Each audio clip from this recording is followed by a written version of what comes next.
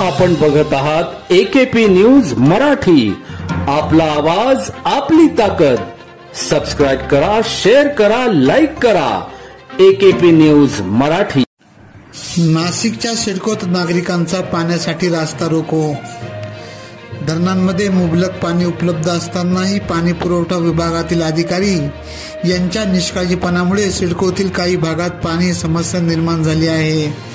सिडकोतील रायगड चौक भागात पाणी पुरवठा सुरळीत करावा या मागणीसाठी नागरिक व महिलांनी रायगड चौक या ठिकाणी सोमवार दिनांक 3 फेब्रुवारी रोजी सकाळी 8:30 वाजता रास्ता रोको आंदोलन केले।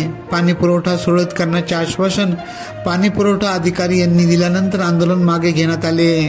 आंदोलनात नारायण जाधव, प्रतिज्ञा कापडी, अमोल इंदाईत, सपना लहामगे, दत्ता धनगर, जयश्री गुजराती, दीपाली शेख, कल्पना नेरकर आदी रहिवाशांनी सहभाग घेतला।